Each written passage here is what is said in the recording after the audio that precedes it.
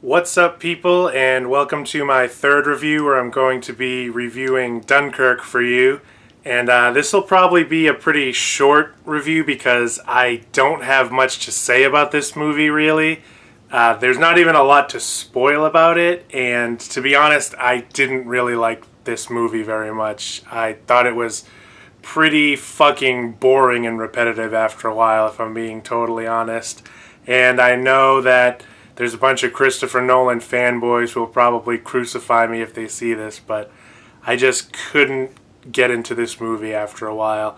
I really liked the first 15 minutes. I thought those were really good, but then the shtick kind of wore off on me, and I just couldn't really get into this. I've always thought Christopher Nolan was a little overrated. I've seen all of his movies now except for Following, and with the exception of Interstellar and Dunkirk, yeah, I would probably give all of his movies besides those two 9s out of 10 or 10s out of 10.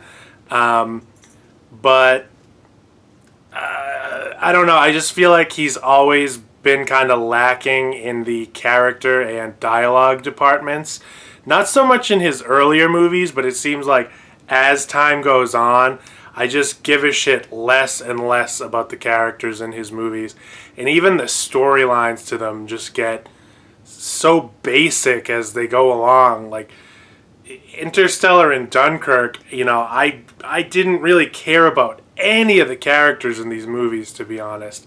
Just so forgettable and not fleshed out enough. I don't know. I just couldn't get into it. I very rarely ever feel like walking out of a movie, and even more rarely ever do.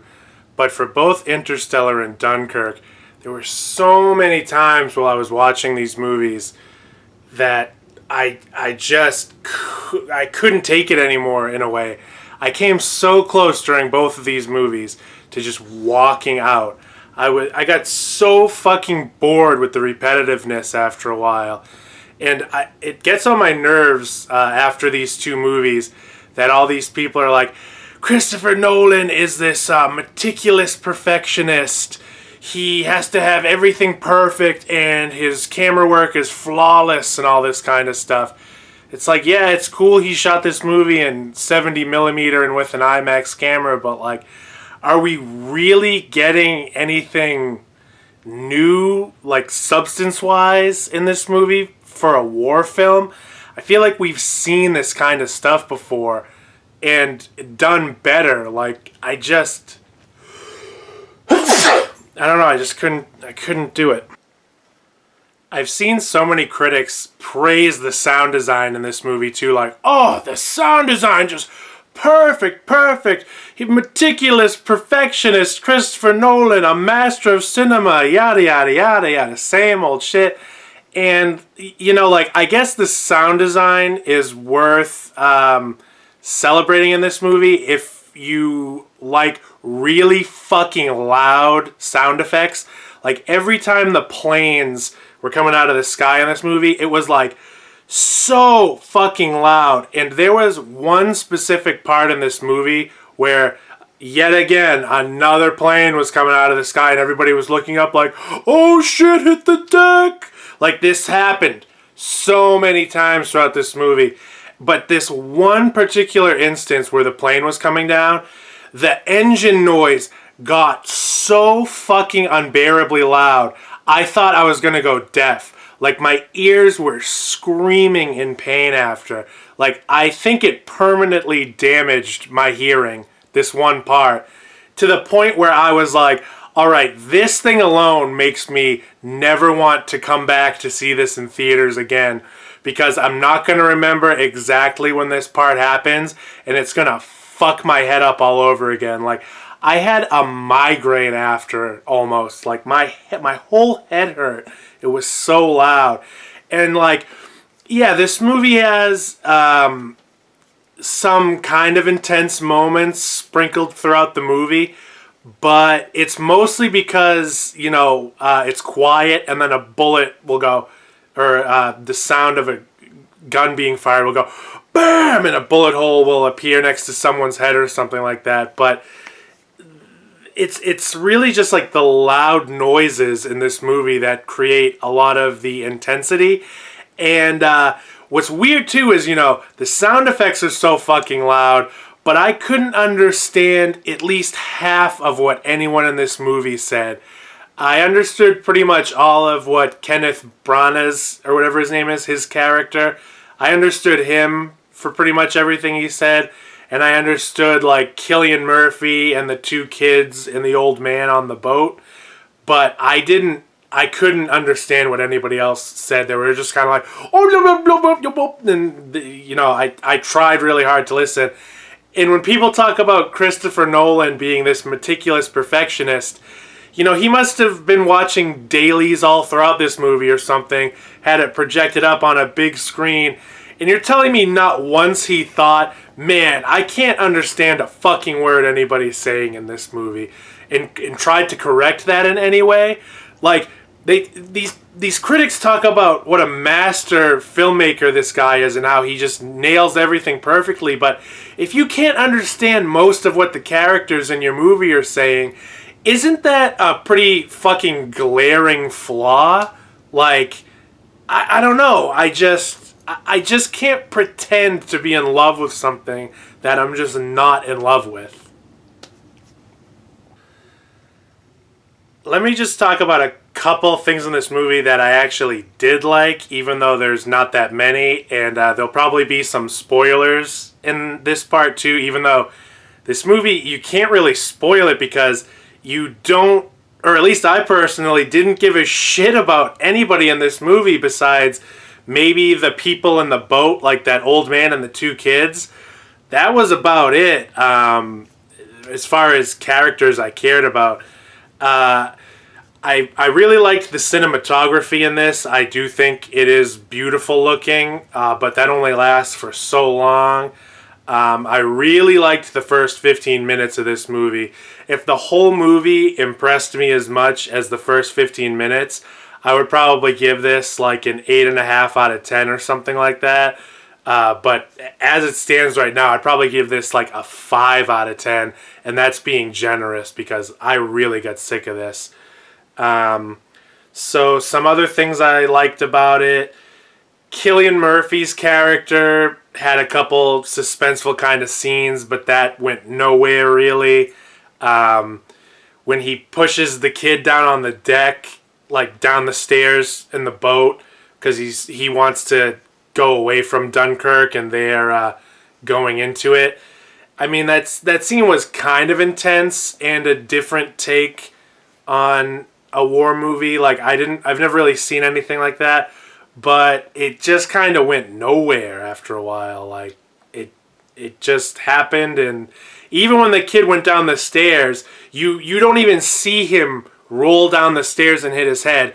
You just see Cillian Murphy like push him, and then eventually it cuts to him down below deck, and you kind of have to piece together, oh, he must have accidentally pushed him down the stairs. There's one part where, out of the million fucking scenes in this movie where people are drowning, one of the first times it happens, there's a part where they're underwater and they tried to get near a door so in case something like this happened where their ship goes down, they could get out more easily, and their friend or whatever just kind of like opens the door, and you see from the character's point of view, he's looking through the water and you see the door open and you see kind of like a light at the end of the tunnel and he swims out of it. That part was pretty good. I liked at the end when Tom Hardy shoots that last plane down and runs out of gas and has to land his plane on the beach and his tires aren't coming down to land. That was a little suspenseful. And I liked how that scene ended with him setting his plane on fire and then getting captured by the enemy. But I couldn't even really tell at first that he was getting captured, besides that 1 millisecond at the end of that scene where you see these shadowy figures coming up behind him with guns pointed at him. And it took me a second to kind of piece together that he was getting captured by the enemy.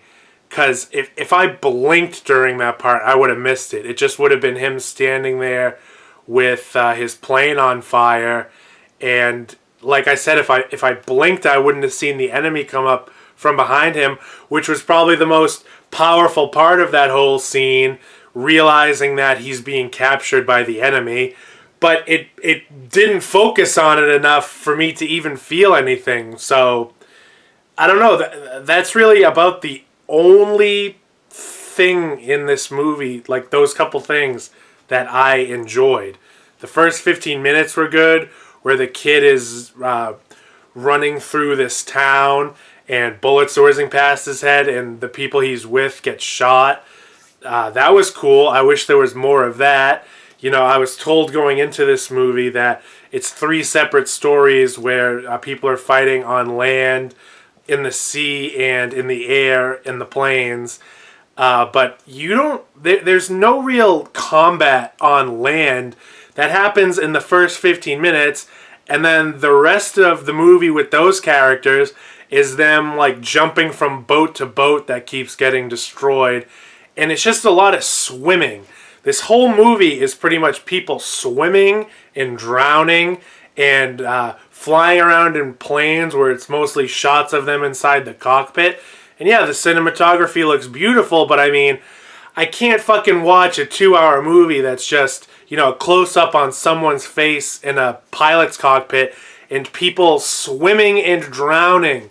Like, it just got so repetitive. I was impressed at first with it, but it just kept doing the same shit over and over and over and over and over. And I just was not impressed after a while. The cinematography can only go so far. You know, the IMAX camera, yeah, it looks cool, but if I don't give a shit about what's going on after a while, it means nothing to me. The acting in this movie, too, was so fucking forgettable. Like, I can't really think of a particular instance besides one in this whole movie where I felt anything from the acting. And it was when Cillian Murphy asked the blonde-headed kid if the brunette kid that he pushed down the stairs is okay, after you already realize he's dead by now. And the blonde-haired kid gives Cillian Murphy this look like he wants to fucking strangle him, and he waits a second and then he just says, yeah, he's fine, because he knows that Cillian Murphy has PTSD pretty bad, and he doesn't want to upset him anymore, because he reveals toward the end of the movie that his brother was in the service and he died, so he has a lot of compassion and empathy for what Cillian Murphy is going through. And I think that blonde-haired kid during that one part where he gives that intense face and then just says, yeah, he's going to be fine. That was the only moment of acting throughout this whole movie that kind of touched me on a somewhat emotional level. And then there's one part in this movie where they just decide to give a lot of dialogue and acting in this scene where all these soldiers are trapped in this boat and the enemy is shooting at them from outside, and there's holes getting put in their boat and the water's coming in, causing them to sink, and they need to get somebody off. And so this one character that hasn't been talking the whole time, that's been with basically the main character from the beginning, he doesn't talk, and they all think he's a German soldier. So they try to get him off the boat to get less weight in it, just prevent it from sinking anymore or any faster. And the kid tries to defend this guy who turns out to be French. And he says this one line that's like, he just wanted to escape the island like the rest of us. And the way he delivered that line was so shitty and flat. I was like, this is trying to be one of the more suspenseful scenes in the movie. It kind of felt like it was trying to recapture the suspense, like in The Dark Knight, where the Joker gives those two groups of people on those two boats, the option to blow one of them up before the other one gets the chance. it was like trying to do something like that, but I just wasn't feeling it. The acting in that scene was just not good. I think the only person who was even remotely convincing in that scene was that Harry Styles guy, who I don't really give a shit about. He was all right during that scene, but the other kid, when he was like, he's just trying to get off the island like the rest of us, he just was not convincing in that scene. And like I said, the rest of the acting in this movie just so forgettable. No one stood out to me besides that blonde-haired kid during that one fucking part that lasted about 5 seconds, where I was like, oh, that was a pretty cool face that kid gave to Cillian Murphy. Like, that's it. No other parts of acting in this did I enjoy. Now let's talk about these super repetitive scenes of people drowning over and over and over again. You know, I get that drowning in a movie can provide a lot of suspense and intensity. Like, even in one of his earlier movies, Insomnia, there's a scene where Al Pacino falls through this, like, log processing river kind of thing, gets trapped under all these logs, and is trying to find an opening, a way out underwater to get out from this and not drown. And he's under there for so long that, you know, dread starts to seep into your mind too. Like, you start to feel like you can't breathe, and he almost gets out at one point, but it closes, and there's this cool kind of exaggerated sound effect that's like when it's like a laser noise almost or something, like pew, and it just worked really well. I felt the suspense for that scene. I felt like I couldn't breathe in that scene in Insomnia. And when he finally gets out of the water and breathes in the air again for the first time, I felt like I was breathing in air. And there's so many scenes in this where they try to do a similar thing, and it just didn't work for me. They put this weird, like, suction noise over it too. It's like pew, pew, pew, pew, pew, and it just goes constantly. And I'm like, I know people are complimenting this movie on its realism, but I don't think there's like a constant pew, pew, pew, pew noise going when you're drowning. Like, I don't know, maybe I'm wrong, but that just didn't work for me. I much preferred the drowning kind of scene that was in Insomnia, just so much more. Another thing that really bothered me about this movie too is how not intense as it should have, how it wasn't as intense as it should have been for a PG-13 Christopher Nolan movie. I mean, yeah, there were some intense parts throughout it, a couple scenes here and there, but you know, when you compare it to something like The Dark Knight, it just wasn't violent enough in a lot of ways. Like, there's this scene early on the beach where these people are getting blown up by these bombs, and afterwards you see all these people just laying on the beach, and some of them get up after a while, and you can't really distinguish who's dead and who's not. Like, nobody's missing any limbs, no one's clothes are torn, there's not a mark on them or their clothes, there's not a drop of blood on them. So when these people get up and some of them don't, it just looks like the dead ones that don't get up are people pretending to be asleep on a beach. Like, I didn't feel in any way that these people got maimed from these bombs, which I really didn't understand. I think it was a mistake overall to make this movie PG-13. I think it would have had more of an impact on me if it was rated R. And, you know, I'm not looking for Hacksaw Ridge or Saving Private Ryan levels of gore, but, like, this just didn't work for me when people were getting blown up by bombs, but then they're just laying there seemingly perfectly fine after, just with their eyes closed. I didn't like that at all, to be honest. I watched a couple interviews with Christopher Nolan too before I saw this movie, like over the week before I saw it, and he said a couple things in it that I wish were true but didn't turn out to be. he said that he cut this movie down to around an hour and 40 minutes to keep it as concise and tense as possible. And he didn't want to focus too much on characters or their backstories, and to get you to connect with them that way. He wanted you to just instantly connect with them through the horrible situations they were in. And both of these didn't really turn out that way for me. Yeah, this movie's like an hour and 45 minutes or whatever, but it felt like a 3-hour movie or longer.